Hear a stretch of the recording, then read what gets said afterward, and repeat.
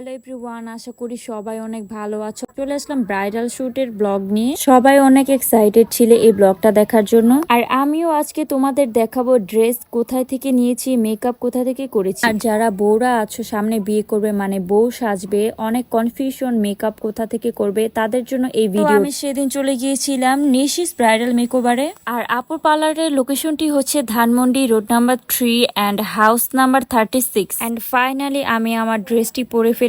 তো এখানে সবগুলো মেকআপ প্রোডাক্ট রেডি করা হয়েছিল। অ্যাজ ইউ ক্যান সি সবগুলো হ্যান্ড ব্র্যান্ডের প্রোডাক্ট ইউজ করা হয়েছে। তো এখানে আমার মেকওভারটি অলরেডি স্টার্ট হয়ে গেল। সত্যি বলতে সেদিনের পাকিস্তানি ব্রাইড সেজে আমার অনেক ভালো লেগেছে। আমি অনেকগুলো শুট করেছি, কিন্তু পাকিস্তানি ব্রাইড এই প্রথম সেজেছি। তো আমার হেয়ারস্টাইলটি একদমই সিম্পল রাখা হয়েছে, জাস্ট পিছনে একটি টার্সেল দিয়ে হেয়ার বান করা হয়েছে। এই তো আমি ফুল রেডি। এরপর ওয়েট করছিলাম শুটের জন্য। তো শুটটা হয়েছিল মূলত দ্যাট স্ট্রেট স্টোরিতে। তো এখানে তোমরা ড্রেস অর্নামেন্টস এর পাশাপাশি রুমও কিন্তু রেন্টে নিতে পারো। সেখানে পুরো এই 5 স্টারের ভাইব পাওয়া যাচ্ছিল, যা আমার খুবই ভালো লেগেছে। কিন্তু আমাকে একদম ফুল রেডি করে সেখানে নিয়ে গিয়েছিল।